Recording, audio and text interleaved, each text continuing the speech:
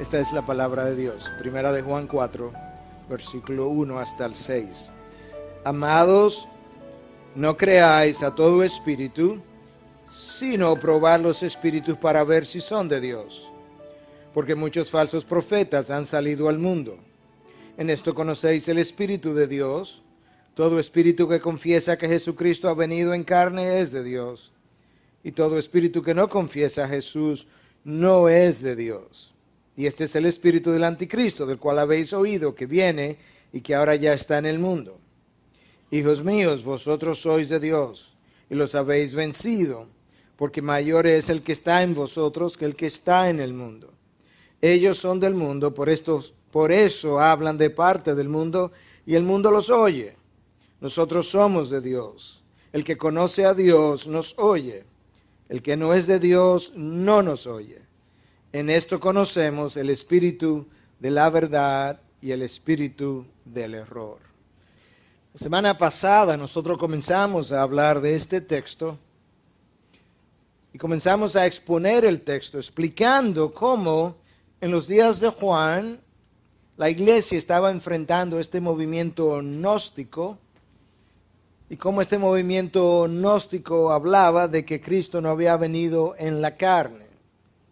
Después que explicamos todo ese trasfondo, comenzamos a aplicar esa verdad a esta generación posmoderna. La realidad es que de nada nos serviría a nosotros saber de qué estaba hablando Juan si nosotros no tenemos idea de cómo aplicar esa verdad a nuestros días. Y Dios, que inspiró su palabra, sabe que cada texto inspirado encuentra su aplicación apropiada en cada momento de la historia de su iglesia. Pero si tú quieres oír la parte expositiva de este mensaje, tienes que oír el mensaje anterior, porque hoy lo que vamos a hacer es continuar con las aplicaciones. Y yo decía en el culto anterior que si a alguien le parece extraño que fuéramos a tomar un segundo mensaje para hacer más aplicaciones, que yo estoy muy lejos de tener el récord de las aplicaciones, porque recuerdo un predicador puritano cuyo nombre escapa a mi memoria en este momento, que llegó a desarrollar 160 aplicaciones diferentes para un mismo texto de la palabra. De manera que este es un mensaje mayormente aplicativo, pero para aquellos que no estuvieron con nosotros, yo quiero resumir brevemente aquellas cosas que dijimos en el mensaje anterior, de tal forma que usted no se pierda y pueda continuar con nosotros. De nuevo, hablamos de que en aquellos días la amenaza que la iglesia afrontaba venía de parte de un grupo de maestros falsos llamados gnósticos, que hablaban, como ya mencioné hace un momento, que Cristo no había venido en la carne. Y de ahí entonces que el texto que yo acabo de leer dice que todo aquel que no confiesa que Cristo vino en la carne no es de Dios. Pero si somos honestos, tenemos que admitir que esa no es la amenaza de la iglesia de hoy en día, y mucho menos la amenaza que la IBI tiene de frente. Entonces tenemos que hacer un puente y ver cómo eso que tuvo aplicación de esa forma en su momento encuentra su aplicación de otra manera en este momento. Y la pregunta es cómo lo hicimos, y comenzamos a hacerlo de una manera muy natural, porque cuando la palabra de Dios es expuesta, tú no necesitas hablarla por los moños para aplicarla. Tú puedes encontrar de forma natural su aplicación en el momento histórico de la iglesia. Y una de las cosas que hicimos fue que comenzamos a mostrar cómo Dios bendice y encuentra buena su creación. Y lo hicimos a partir de esta enseñanza que los gnósticos tenían. Los gnósticos insistían en que todo lo material era malo y que todo lo espiritual era bueno, hasta el punto que entendían que el cuerpo y el espíritu no podían juntarse, e inventaron una idea que venía de los filósofos griegos, de una tercera parte llamada alma, que unía el espíritu y el cuerpo, un concepto que no venía del mundo cristiano, pero lo inventaron porque ellos no concebían que nada de lo material podía ser bueno. Y sin embargo nosotros mostramos en la en el mensaje anterior cómo Dios dice todo lo opuesto, cómo Dios celebra su creación, y lo hicimos a partir de varios pasajes, pero uno en particular para que aquellos que no estuvieron con nosotros puedan entender dónde terminamos. Fue el de Timoteo, primera de Timoteo 4, de 3 al 5, que dice lo siguiente acerca de falsos maestros que vinieron a la iglesia prohibiendo casarse y mandando abstenerse de alimentos, escucha, que Dios ha creado para que con acción de gracias participen de ellos los que creen y que han conocido la verdad.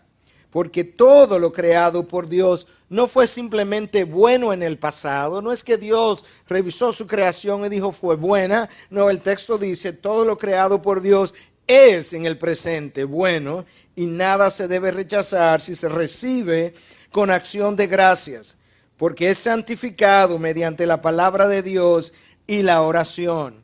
Este texto afirma que hay una manera como nosotros podemos disfrutar de la creación de Dios de una manera sana, santa, de una manera que Dios aprueba y nos enseña incluso cómo redimir esas cosas caídas de la creación cuando habla de que podemos hacer eso por medio de la oración y de la palabra de Dios. Lo que los gnósticos estaban haciendo era que ellos estaban condenando la creación y celebrando el mundo, porque el mundo no es el globo terráqueo. El mundo es un sistema de pensamiento que es conforme a la cultura del momento, que es contrario a la palabra de Dios, que no se somete a la ley de Dios, que no está dispuesto ni siquiera a hacerlo, mientras que la creación de Dios es aquello que Dios formó. Y mientras los gnósticos condenaban la creación y celebraban el mundo, Dios hace todo lo opuesto. Dios celebra su creación y condena el mundo, condena sus formas de pensamiento, sus filosofías, sus maneras de vivir, sus formas de ir y venir. De tal forma que nosotros tenemos que tener sabiduría para diferenciar lo que es creación de lo que es mundanalidad. Los gnósticos no tenían esa sabiduría y no la podían tener porque no tenían el Espíritu de verdad, el Espíritu de Dios, no tenían en esencia la verdad de Dios. Ese era el problema en aquella ocasión.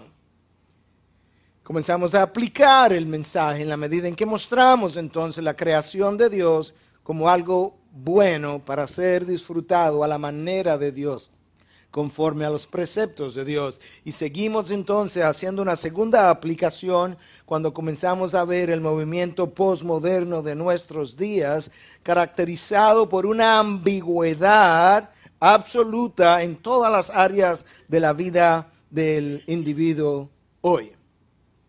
El versículo 1 del texto nos invita a probar los espíritus. La palabra es dokimazo, dijimos en el mensaje anterior. Nosotros tenemos que probar los espíritus y tenemos que probar sus enseñanzas. Probar los falsos maestros y probar aquellas cosas que ellos enseñan. Ambas cosas van de la mano. Y con esa introducción, entonces, yo quiero que hagamos dos preguntas para que podamos responderla a lo largo del mensaje. Preguntas que ya de alguna u otra manera yo comencé a responder desde la semana anterior. Pero aquí está la primera pregunta. Si la amenaza de la iglesia de hoy no es el movimiento gnóstico de los días de Juan, ¿cuál es el movimiento que sí amenaza la iglesia contemporánea? Segunda pregunta. Si las enseñanzas de que Cristo no vino en la carne, que sí amenazaba a la iglesia de los días de Juan, si esa enseñanza no representa una amenaza en nuestros días y sobre todo para la iglesia dominicana, entonces, ¿cuáles son las enseñanzas que sí están en el horizonte o ya entre nosotros amenazando directamente las bases de la fe cristianas? Porque si nosotros no podemos aplicar las enseñanzas de Juan a nuestros días, de poco nos serviría la palabra de Dios y sabemos que esa no es la razón o que esa no es la verdad. La parte expositiva está en el mensaje anterior y los invito a oírlo si usted no lo ha oído. La parte aplicativa, una parte estuvo la semana pasada y el resto está en esta semana. Pero recuerda que Juan nos llama a probar los espíritus. Y la manera como nosotros hacemos eso, entonces sometiendo a prueba sus enseñanzas, porque esas cosas no pueden ir separadas. Yo necesito ver quiénes son los maestros. Yo necesito escuchar sus enseñanzas y luego yo necesito discriminar. Yo quiero detenerme un momento solamente en esa palabra discriminar, porque hoy en día la palabra discriminar tiene una mala connotación, lo que no tuvo en el pasado. Hoy en día la palabra discriminar es usada de una forma despectiva porque pensamos inmediatamente en personas que discriminan diferentes razas. Por ejemplo, esa no era la connotación del pasado. En un pasado, una persona discriminadora era vista como una persona sabia, como una persona noble, como una persona capaz de tomar dos verdades, contrastarlas, hacer juicios apropiados y que era capaz de guiar a otros. De tal manera entonces que en ese sentido que estoy usando la palabra discriminación, algo que la iglesia de hoy en día carece enormemente de la habilidad de tomar dos conceptos, contrastarlos y ver dónde está la verdad y dónde está el error. Juan nos exhorta a hacer exactamente eso. Un falso maestro pudiera venir, como Pablo bien nos enseña, cuando escribe a los Corintios en su segunda carta 11:14, ese falso maestro pudiera venir disfrazado como un ángel de luz. Y la pregunta entonces sería, ¿de qué manera puede un emisario del mundo de las tinieblas, un falso maestro que le representa, de qué forma puede venir camuflajeado de un ángel de luz? Porque él no tiene luz. ¿De dónde encuentra él luz para venir disfrazado de esa manera? Y la respuesta no es muy compleja. Él toma la palabra de Dios, ahí está su luz, la tuerce, la distorsiona y luego se la presenta al hombre de una manera atractiva, inteligente, capaz de producir cierta satisfacción en ese hombre.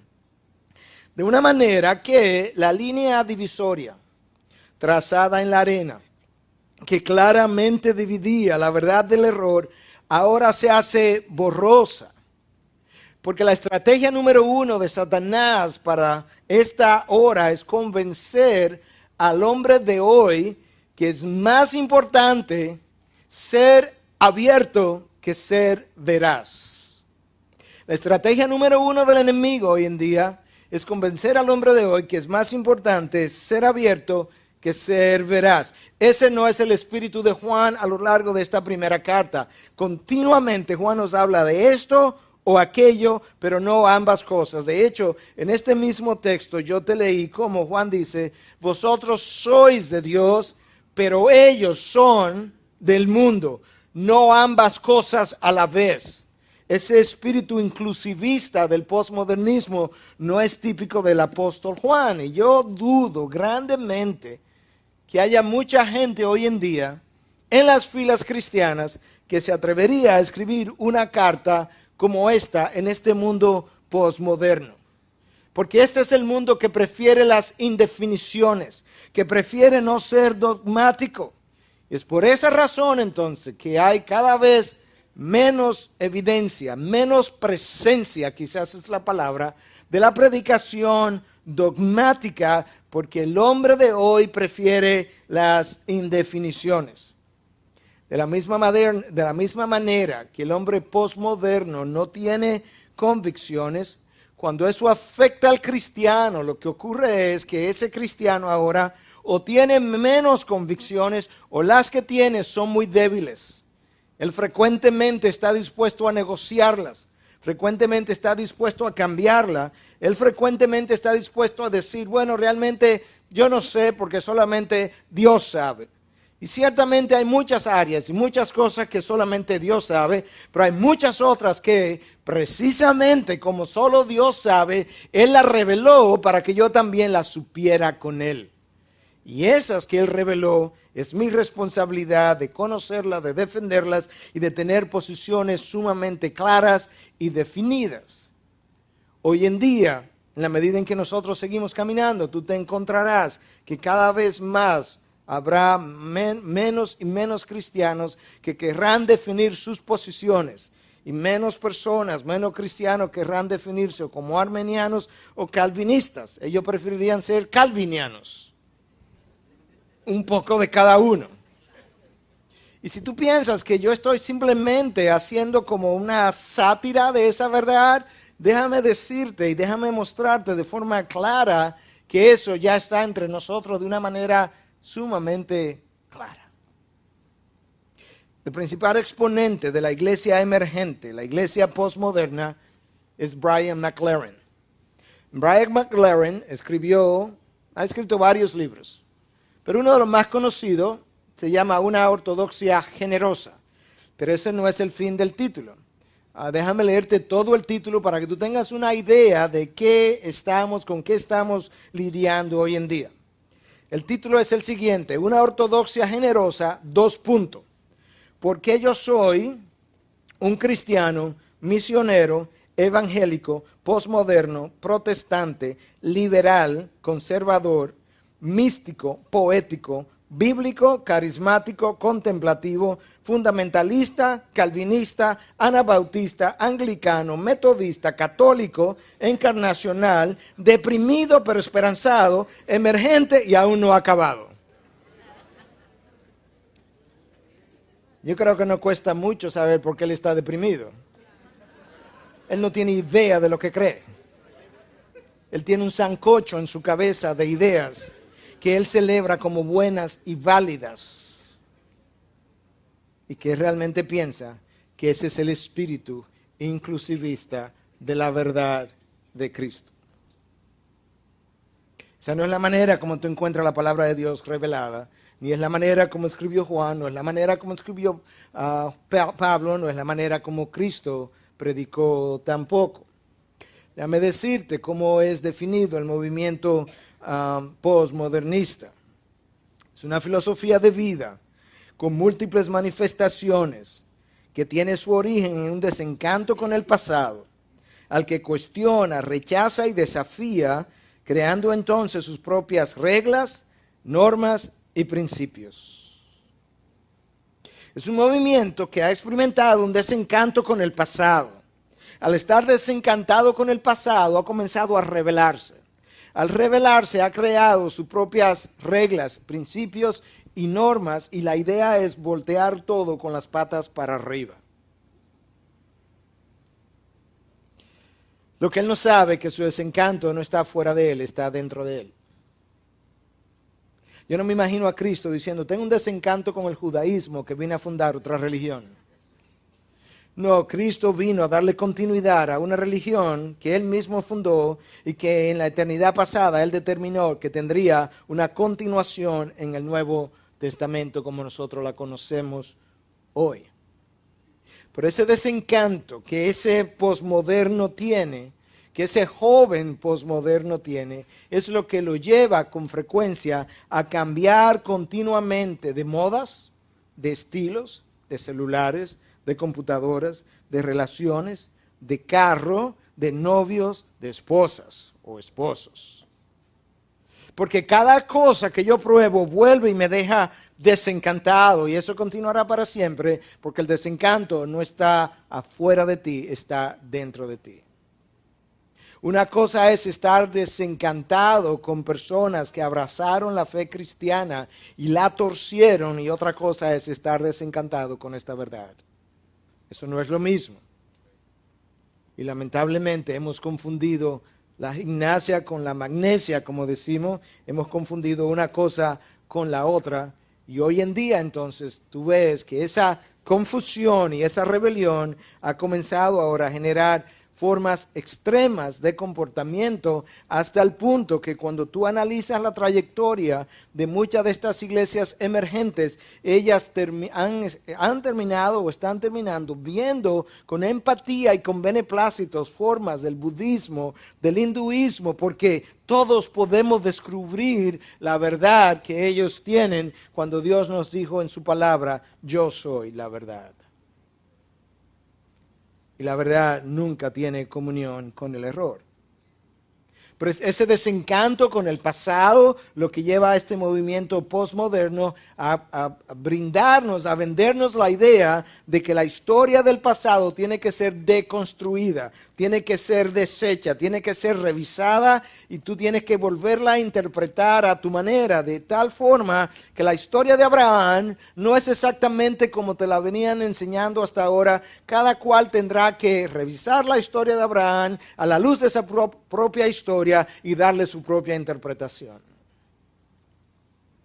Eso es el espíritu del anticristo de nuestros días, un espíritu inclusivista, un espíritu que no conoce la diferencia entre la verdad y el error, un espíritu que no tiene convicciones y que ahora el cristiano ha comenzado a abrazar y que cada día más él prefiere la enseñanza no dogmática, abierta, para darle cabida a otros errores que cuando él los oye, él dice, qué interesante, no sabía que, wow, increíble, eso es interesante. Esa no es la manera como el apóstol Pablo le escribe a Tito. Cuando Pablo le escribe a Tito, en Tito 1, versículo 9, eso es lo que tú escuchas, reteniendo la palabra fiel, que es conforme a la enseñanza. Retén eso que tú has recibido, retén la verdad, no la negocies. No la diluyas, no la vendas, no la cambies. Para que seas capaz también de exhortar con sana doctrina y refutar a los que contradicen. Ese es el patrón. Tú exhorta con sana doctrina y tú refutas, esa es la palabra, refutar a aquellos que contradicen la verdad que tú no has querido negociar, que tú has retenido, que tú has mantenido, y tú tienes que tener convicción para tú poder defender la verdad de esa manera. Pablo no era un postmodernista. El apóstol Juan no tenía un espíritu postmoderno. Cuando tú revisas su primera carta, la cual nosotros tenemos meses haciendo ya, tú te das cuenta lo claro que Juan es, o esto o aquello, no ambas cosas. Cuando Juan escribe su segunda carta, escucha lo tajante que Juan es cuando comienza a definir la diferencia entre la verdad y el error. En el versículo 9 de esa segunda carta de Juan, él dice lo siguiente: todo el que se desvía y no permanece en la enseñanza de Cristo no tiene a Dios. Ahí hay una gran diferenciación. El que se desvía no tiene a Dios. El que permanece en la enseñanza tiene tanto al Padre como al Hijo. O te desvía o permanece. Si permaneces, tiene al Padre y el Hijo. Si te desvía, no tiene a Dios. Escucha ahora, versículo 10. Si alguno viene a vosotros y no trae esta enseñanza, no lo recibáis en casa ni lo saludéis, pues el que lo saluda participa en sus malas obras. Wow. Eso no es el espíritu del posmodernismo. Juan conoce el peligro destructivo o el poder destructivo del error, de la falsedad. Juan conoce cuán camuflajeado pueden venir los representantes del mundo de las tinieblas. Juan conoce cuán camuflajeados pueden ellos venir, que hasta tal punto que no teniendo ellos luz, pueden aparecerse revestidos como ángel de luz. Y la única manera de tú conocer una cosa u otra es pudiendo discernir la verdad del error, el falso maestro del verdadero maestro. No es lo mismo amar al hermano en su error que amar el error del hermano. Cuando tú amas al hermano en su error, tú le amas para confrontarle, tú le presentas la verdad, tú continúas con él con la idea, la intención todo el tiempo de que él pueda cambiar su error por la verdad, sabiendo que el error es fatal y la verdad da vida. Cuando tú amas el error del hermano, lo que tú haces es que tú llegas a concluir que entre la verdad y el error, la única diferencia que existe es la manera como ambos son percibidos. No, no es verdad. Deja ver si esta ilustración nos puede ayudar. Tú tienes un niño de 1 año de edad que hace sus necesidades en la sala. Tú le amas en su error. Pero tempranamente, tan pronto él comienza a entender, tú comienzas a hablarle de pau pau, porque eso no se hace en este lugar, porque tú no amas su error, tú amas al niño. Pero la idea es que tú tienes que corregirle para que cambie su error. Amar el error del hermano sería permitir que todo el mundo haga sus necesidades en la sala, aun si no tienen 1 año de edad. Y eso es lo que el posmodernismo postula. Esos son nuestros falsos maestros, no son los gnósticos. Por eso es que estamos tratando, y la amenaza nuestra no es que Cristo no se encarnó. Eso sí tuvo un lugar y puede ser que lo tenga en ciertas poblaciones hoy, pero eso no es con lo que nosotros estamos lidiando hoy en día. Nosotros estamos lidiando con un espíritu de inclusivismo postmoderno, abierto, que no tiene convicciones y que piensa que tú puedes ser todas las cosas a la vez al estilo de Brian McLaren. ¿Cómo es que tú puedes ser conservador y liberal al mismo tiempo, como este título sugiere?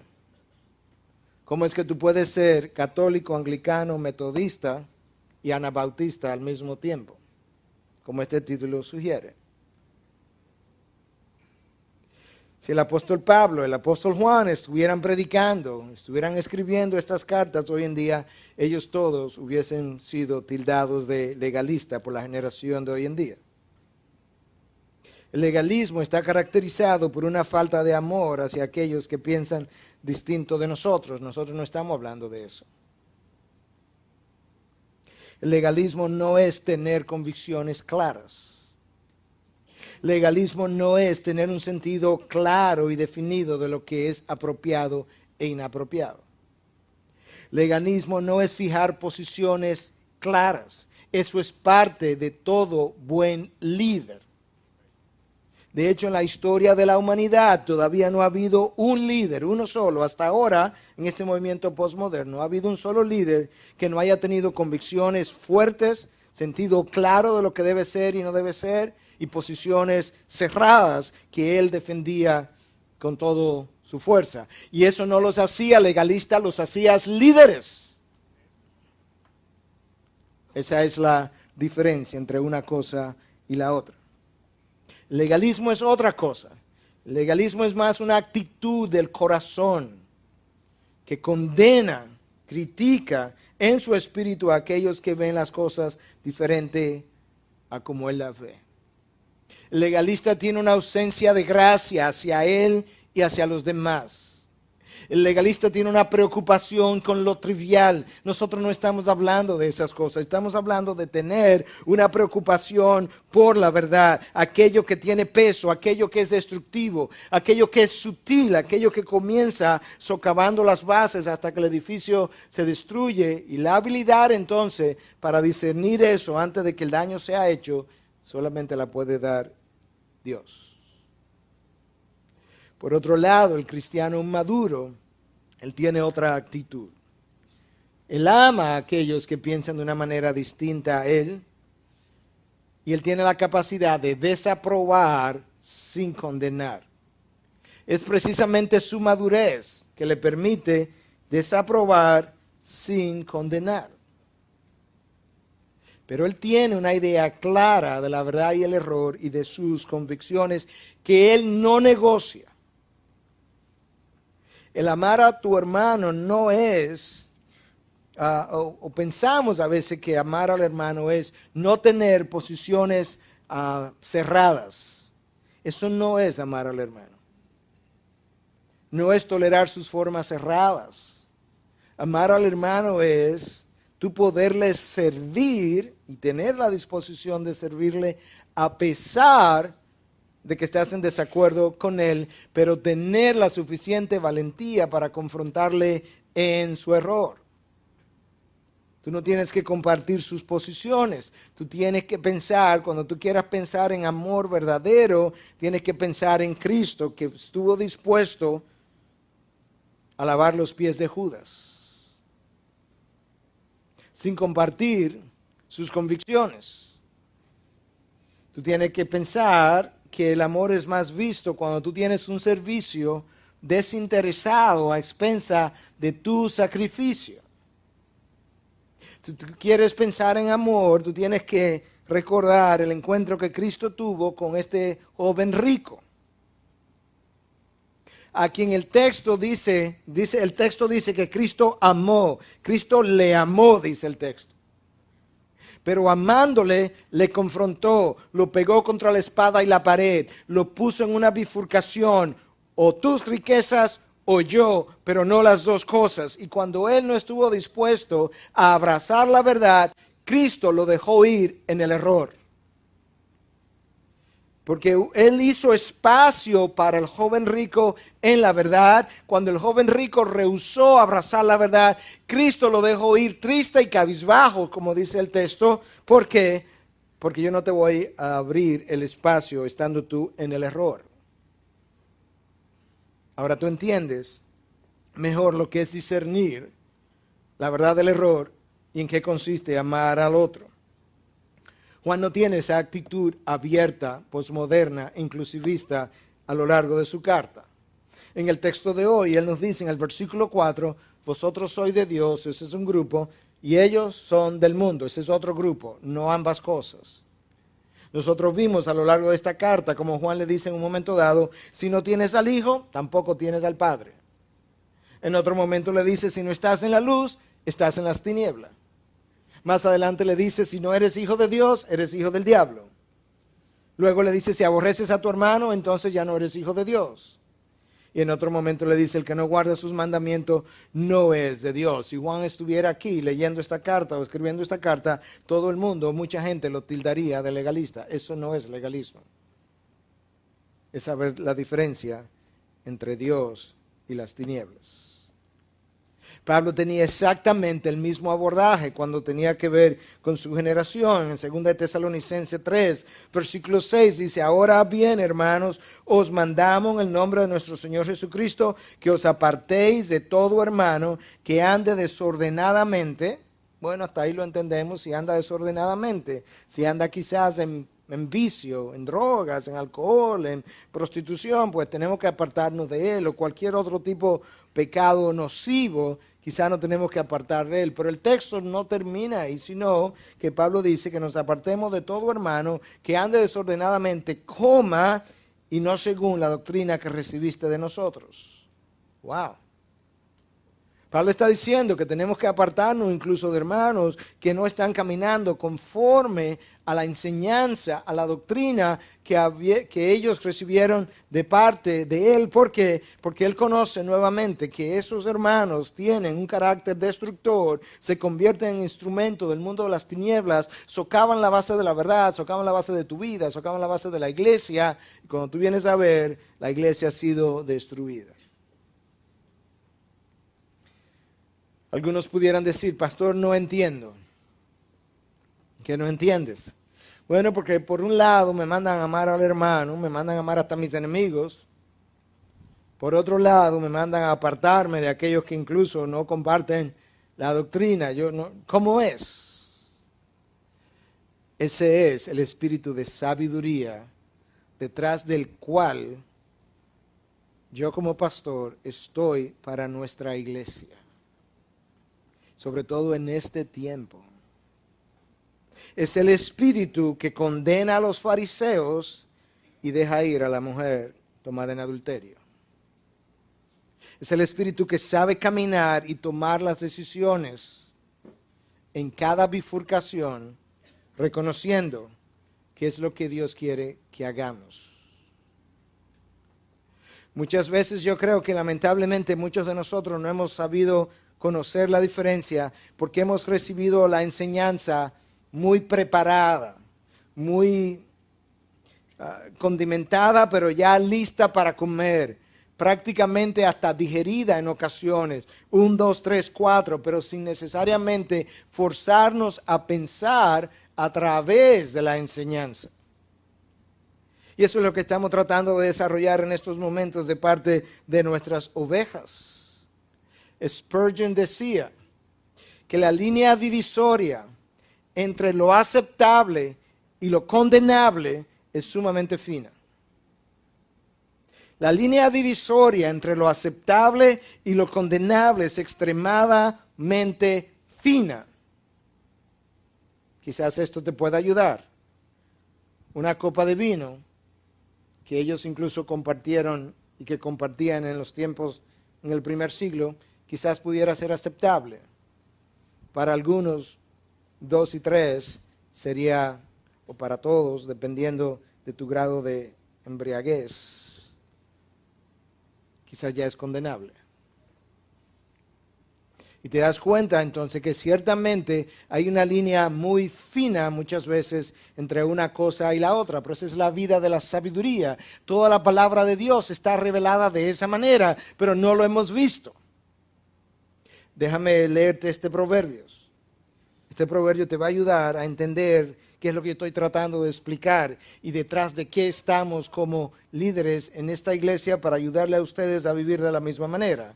La palabra de Dios nos llama a la sabiduría. Proverbios 26, versículo 4, dice algo totalmente opuesto de Proverbios 26, versículo 5, uno debajo del otro. No respondas al necio de acuerdo con su necedad, para que no seas tú también como él. Próximo versículo, responde al necio según su necedad, para que no sea sabio ante sus propios ojos. Pastor, no entiendo.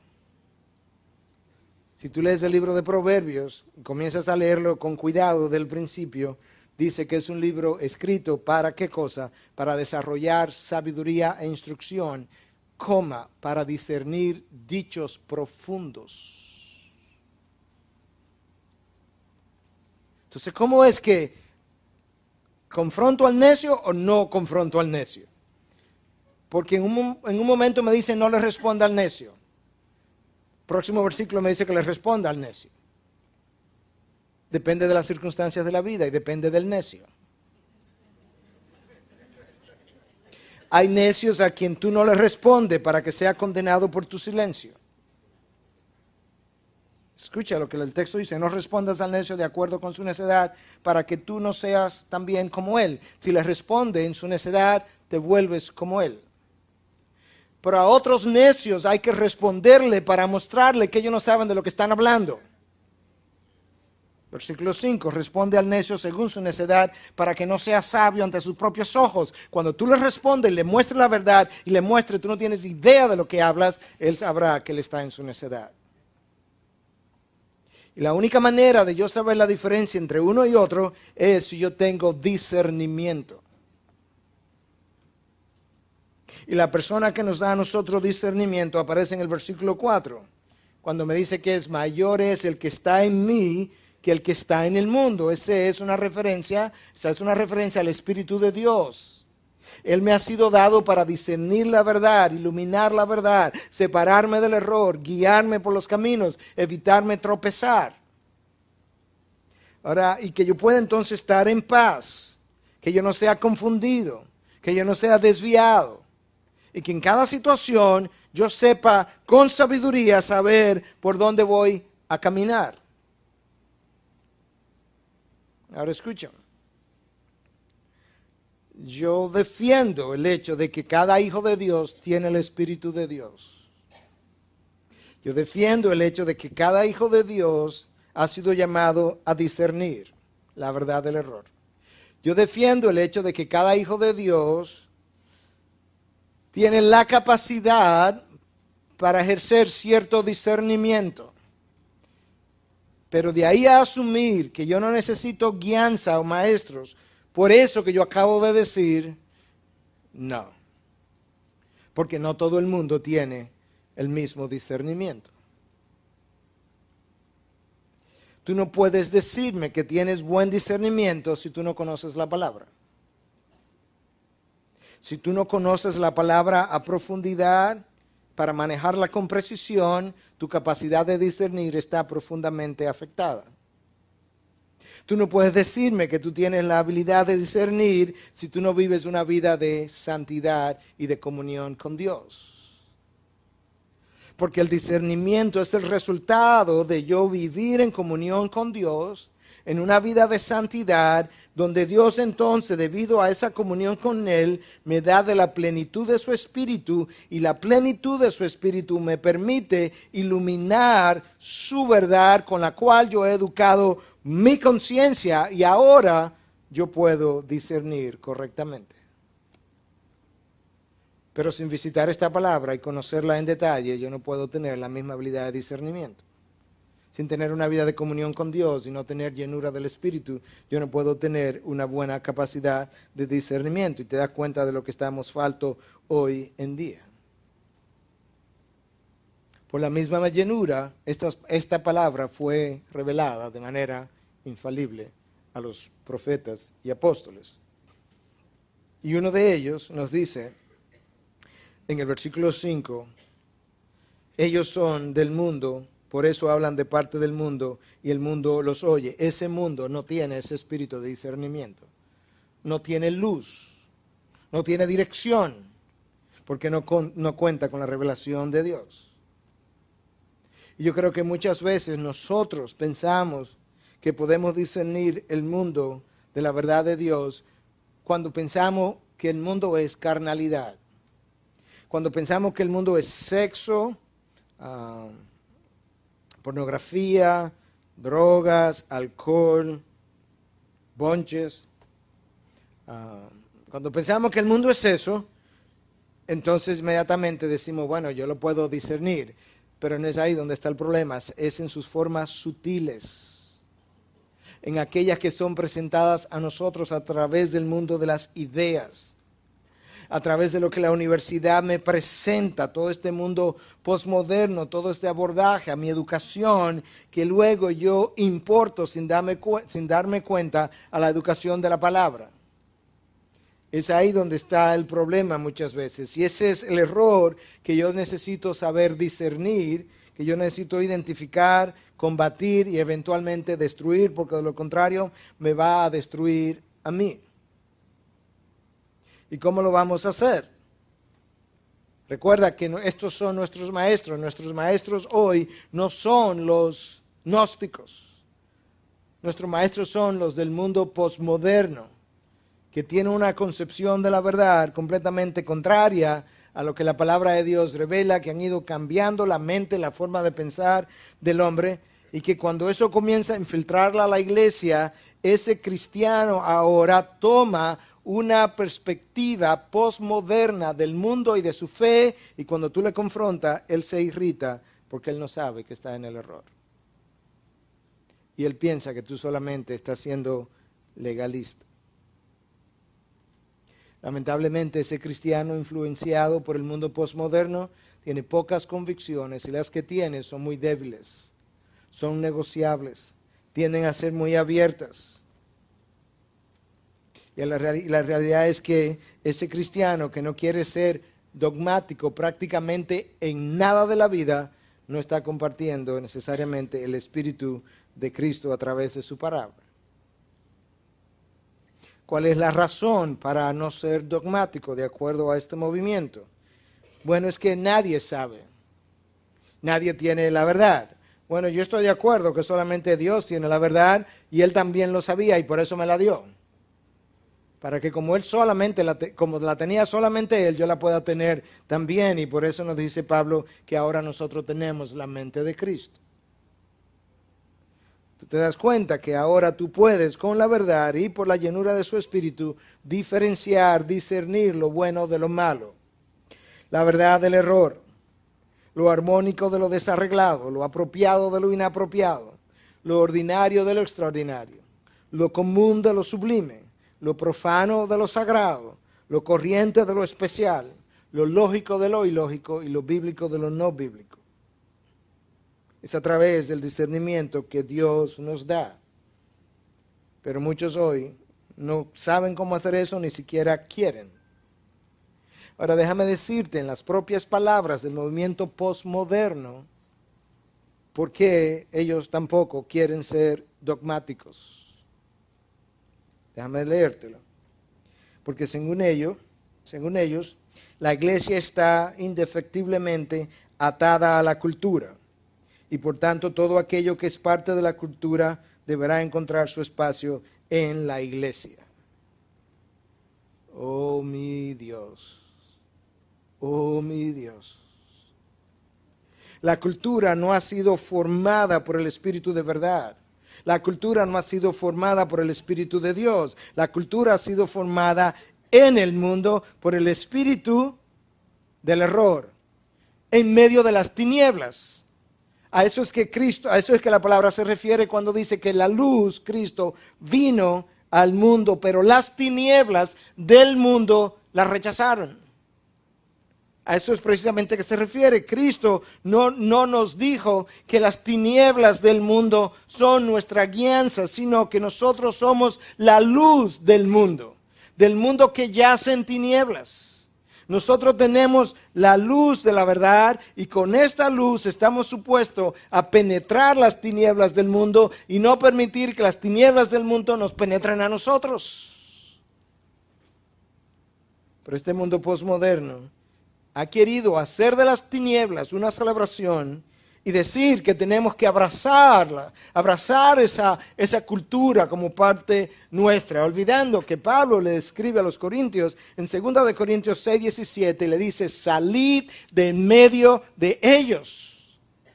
¿Por qué? Porque son tinieblas, porque están en tinieblas y no pueden alumbrarte. Esa es la razón por la que Dios le dice a Abraham: sal de tu tierra y de tu parentela, de tu cultura. Si tú lees a Josué 24:3, encontrarás que Abraham era un idólatra, que vivía con sus padres en Ur de los Caldeos, adorando ídolos. Y de esa idolatría cultural, Dios lo quiso sacar.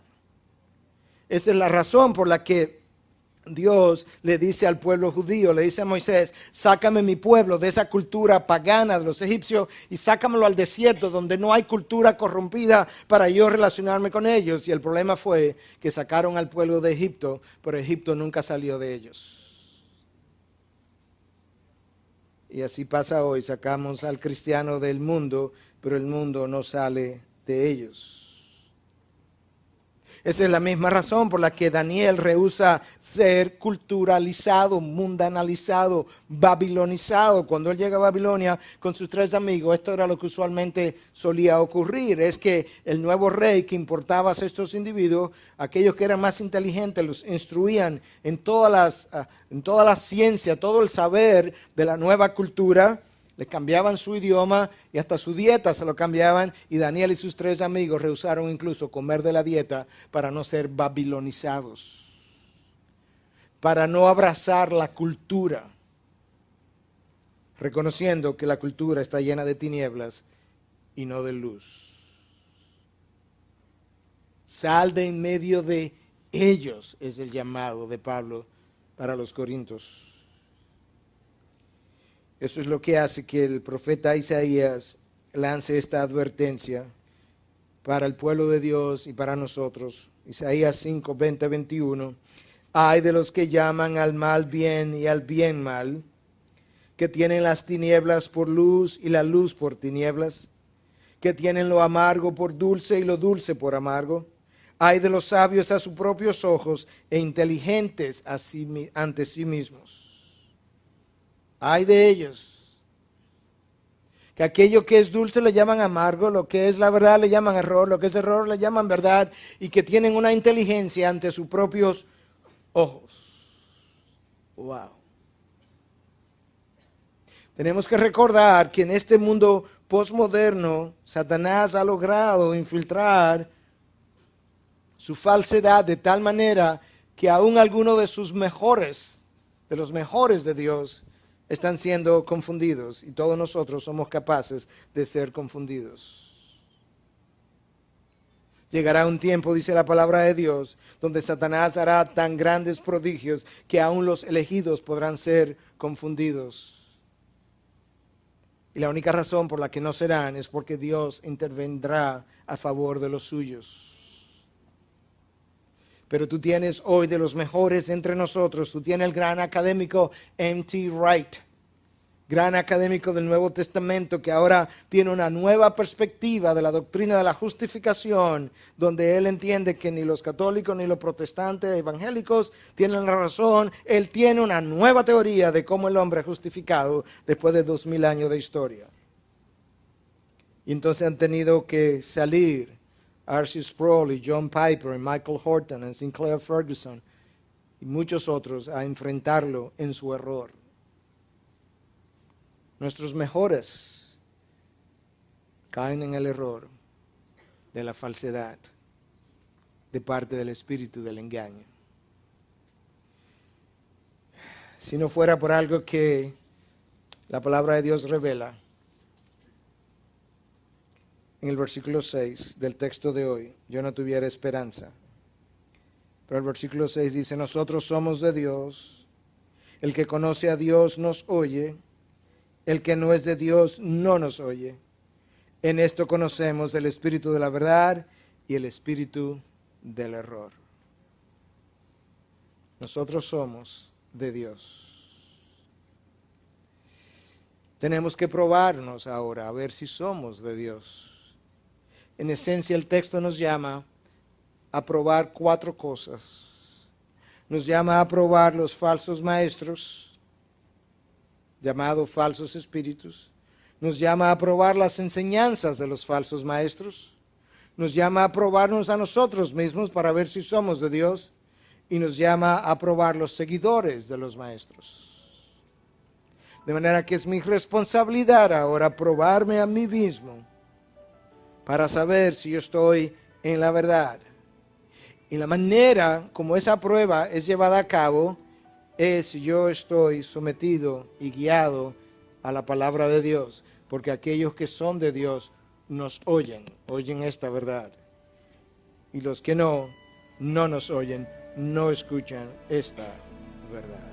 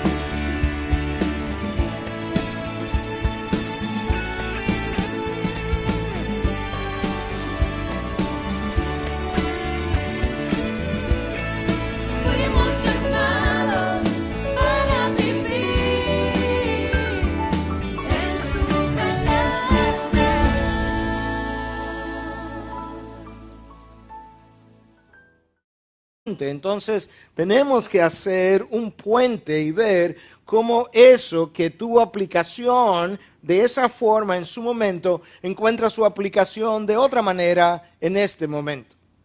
Y la pregunta es cómo lo hicimos, y comenzamos a hacerlo de una manera muy natural, porque cuando la palabra de Dios es expuesta, tú no necesitas hablarla por los moños para aplicarla, tú puedes encontrar de forma natural su aplicación en el momento histórico de la iglesia.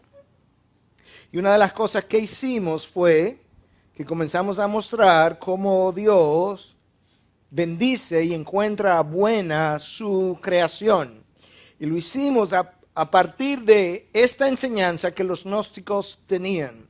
Los gnósticos insistían en que todo lo material era malo y que todo lo espiritual era bueno, hasta el punto que entendían que el cuerpo y el espíritu no podían juntarse, e inventaron una idea que venía de los filósofos griegos, de una tercera parte llamada alma, que unía el espíritu y el cuerpo, un concepto que no venía del mundo cristiano, pero lo inventaron porque ellos no concebían que nada de lo material podía ser bueno. Y sin embargo nosotros mostramos en el mensaje anterior cómo Dios dice todo lo opuesto, cómo Dios celebra su creación. Y lo hicimos a partir de varios pasajes, pero uno en particular para que aquellos que no estuvieron con nosotros puedan entender dónde terminamos. Fue el de Timoteo, primera de Timoteo 4, de 3 al 5, que dice lo siguiente acerca de falsos maestros que vinieron a la iglesia prohibiendo casarse y mandando abstenerse de alimentos, escucha, que Dios ha creado para que con acción de gracias participen de ellos los que creen y que han conocido la verdad. Porque todo lo creado por Dios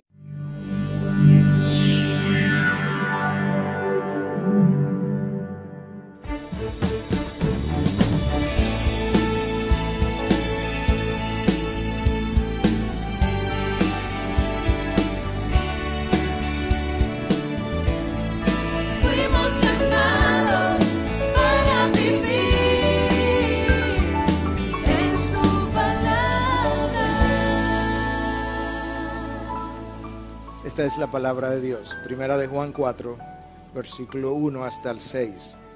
Amados, no creáis a todo espíritu, sino probad los espíritus para ver si son de Dios. Porque muchos falsos profetas han salido al mundo. En esto conocéis el Espíritu de Dios. Todo espíritu que confiesa que Jesucristo ha venido en carne es de Dios. Y todo espíritu que no confiesa a Jesús no es de Dios. Y este es el espíritu del anticristo, del cual habéis oído que viene y que ahora ya está en el mundo. Hijos míos, vosotros sois de Dios y los habéis vencido, porque mayor es el que está en vosotros que el que está en el mundo. Ellos son del mundo, por eso hablan de parte del mundo y el mundo los oye. Nosotros somos de Dios. El que conoce a Dios nos oye. El que no es de Dios no nos oye. En esto conocemos el espíritu de la verdad y el espíritu del error. La semana pasada nosotros comenzamos a hablar de este texto y comenzamos a exponer el texto, explicando cómo en los días de Juan la iglesia estaba enfrentando este movimiento gnóstico y cómo este movimiento gnóstico hablaba de que Cristo no había venido en la carne.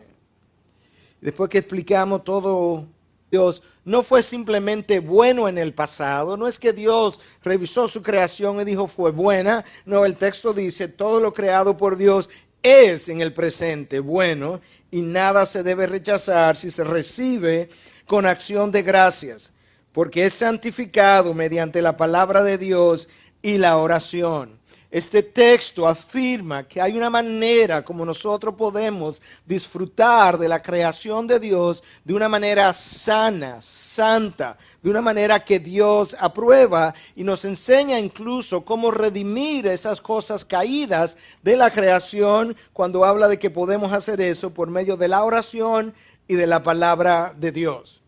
Lo que los gnósticos estaban haciendo era que ellos estaban condenando la creación y celebrando el mundo, porque el mundo no es el globo terráqueo. El mundo es un sistema de pensamiento que es conforme a la cultura del momento, que es contrario a la palabra de Dios, que no se somete a la ley de Dios, que no está dispuesto ni siquiera a hacerlo, mientras que la creación de Dios es aquello que Dios formó.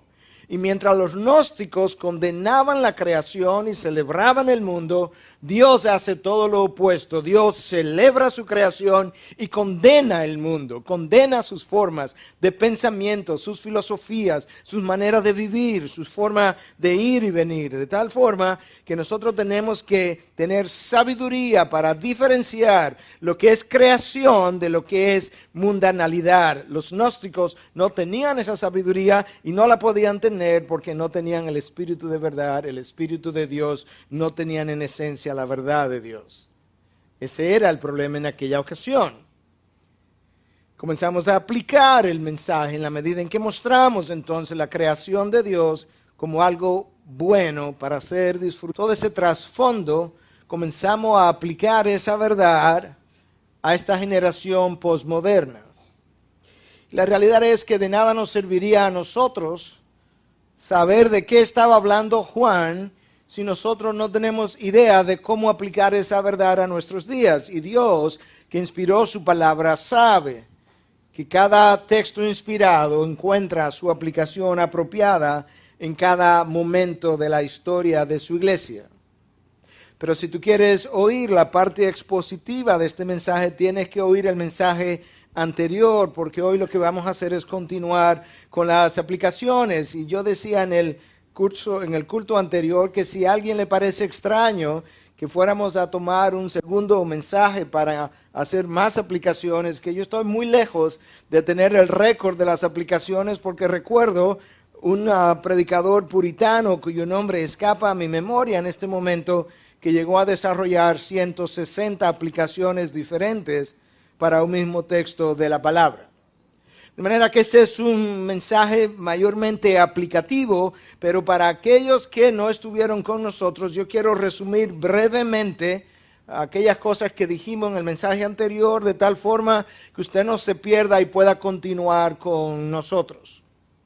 De nuevo, hablamos de que en aquellos días la amenaza que la iglesia afrontaba venía de parte de un grupo de maestros falsos llamados gnósticos que hablaban, como ya mencioné hace un momento, que Cristo no había venido en la carne. Y de ahí entonces que el texto que yo acabo de leer dice que todo aquel que no confiesa que Cristo vino en la carne no es de Dios. Pero si somos honestos, tenemos que admitir que esa no es la amenaza de la iglesia de hoy en día, y mucho menos la amenaza que la IBI tiene de frente a la manera de Dios, conforme a los preceptos de Dios. Y seguimos entonces haciendo una segunda aplicación cuando comenzamos a ver el movimiento postmoderno de nuestros días, caracterizado por una ambigüedad absoluta en todas las áreas de la vida del individuo hoy. El versículo 1 del texto nos invita a probar los espíritus. La palabra es dokimazo, dijimos en el mensaje anterior. Nosotros tenemos que probar los espíritus y tenemos que probar sus enseñanzas. Probar los falsos maestros y probar aquellas cosas que ellos enseñan. Ambas cosas van de la mano. Y con esa introducción, entonces, yo quiero que hagamos dos preguntas para que podamos responderla a lo largo del mensaje. Preguntas que ya de alguna u otra manera yo comencé a responder desde la semana anterior. Pero aquí está la primera pregunta. Si la amenaza de la iglesia de hoy no es el movimiento gnóstico de los días de Juan, ¿cuál es el movimiento que sí amenaza la iglesia contemporánea? Segunda pregunta.